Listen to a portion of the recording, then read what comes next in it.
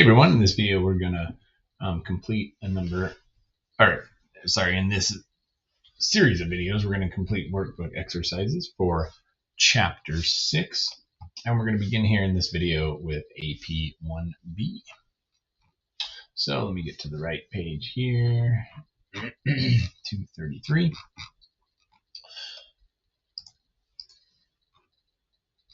One more back. Okay, so here we go. In problem AP1B in chapter 6 here, we can see that we have an adjusted trial balance in front of us, and we need to take this information and prepare the financial statements, essentially. Income statement, then a statement of owner's equity, and then the balance sheet. So let's do that now. Okay, and the first thing we're going to want to do in all of these in preparing all of these statements is to input the title of the report.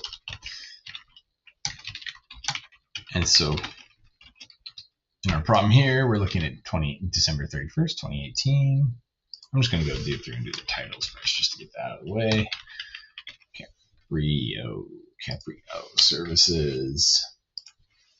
So, and then note that the statement of owner's equity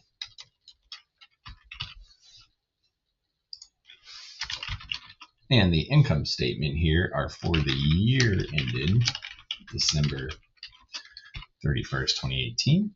So it's just, the amounts and transactions that pertain to the year of 2018. They close out at the end of the year. They don't carry forward specifically to the next period. But then compare that to the statement, the balance sheet, that will have all of our assets, liabilities, and equity.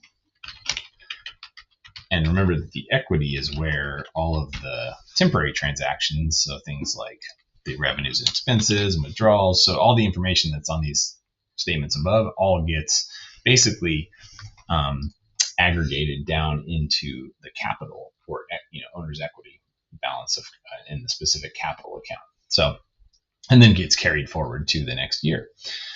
Okay, so a key point. So for the year ended, right?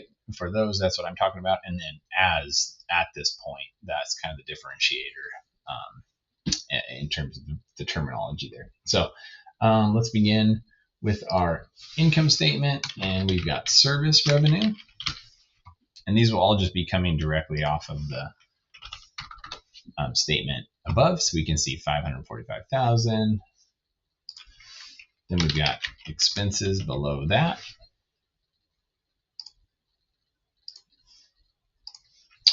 And that will be things like advertising expense. And we can see all the rest of those there. So, 100,000, insurance expense, etc., 40,000. I'll let you complete the whole table. Really, it's pretty basic. Just, there's not a lot of analysis to do. You're just pulling these numbers down from above, making sure you have everything. And if you have everything in and you add all these totals up, you should have a total expense number of 475,000. And then we can look and calculate out our net income. So then we have our total revenue, 545,000, minus our total expenses of 475,000, leaves us with 70,000 net income. Okay, then we can move down to the statement of owner's equity. And this one's worthwhile, I think, to really kind of go through and fill the whole thing out with you guys, because there's a few little tricky pieces to it. So I'm going to put in all the components here. So we have additional investments, net income or loss, and note that that's why we need to create the income statement first, so that we can pull this number down, 70,000. So step 1, figure out what a net income is. Step 2, bring that to the statement of owner's equity. And I'll finish filling this in. You guys there is a lot of examples of how the financial statement should look, in your text and your notes, or in your workbook,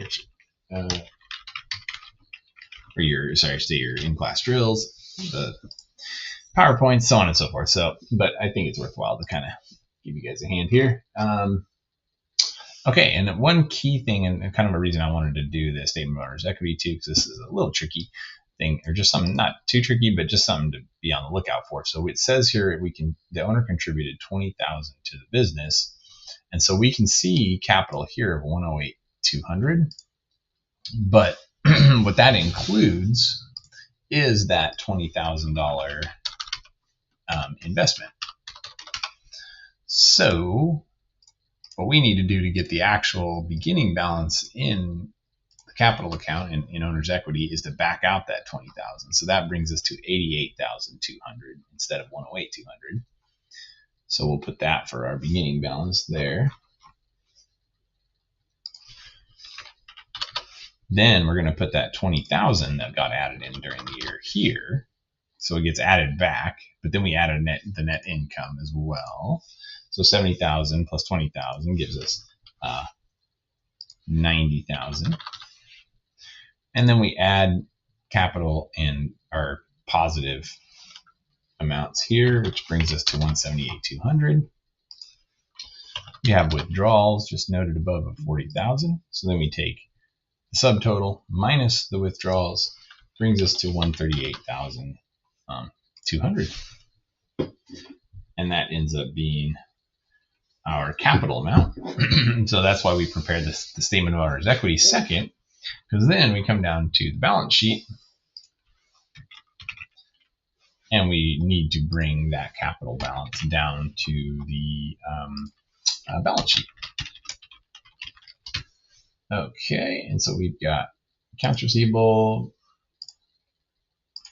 I'll fill these out for you with you guys here just to make sure this is all looking good. And we can take a moment to look at the accumulated depreciation. That that one always has a little different presentation there, so that's probably worthwhile to just take a second, take a look at in a little more detail as a reminder for how that is to be displayed on a balance sheet. We have liabilities, including accounts payable, unearned revenue,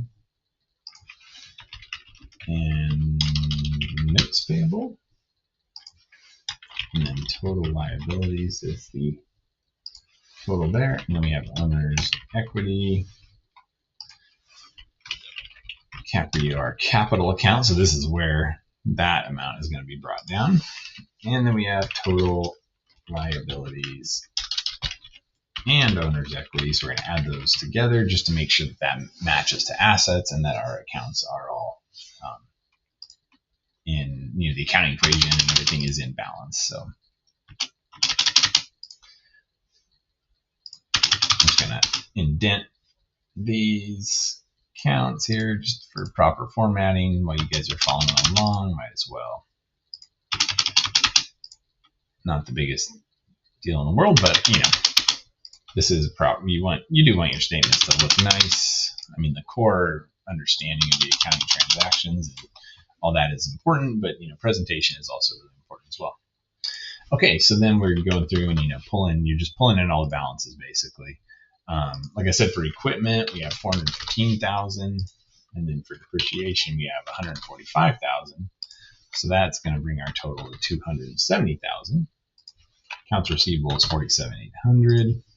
Prepaid insurance is 32,000. And if you add all these together, that brings us to 440,000 for total assets. 26,000 for the accounts payable, 15,800 for unearned revenue, 260,000 for notes payable. Add all those together, bring it down to 301,800. And then our capital account, like I mentioned, so the reason we do this second is we're just bringing this down. So ending capital is 138,200. And then we add these two amounts together just to kind of get our check figure, basically. And when we add those together, it does equal assets. So we're all in balance. And yeah, looking good. And then this question asks, why is the income statement prepared first, then the statement of owner's equity, finally the balance sheet? And I've discussed that as I've gone along, but the income statement calculates net income, which is taken to the statement of owner's equity. And then the statement of owner's equity calculates ending capital and ending owner's equity, essentially. And then that number is taken to the balance sheet to be able to populate the full balance sheet and complete it. So that is the answer of why, or the flow of that. So I'll let you guys write that all in, but I've explained verbally and that explanation, and then in other instances as well. So all right, that's problem AP 1B, and thanks everybody. We'll see you in the next one.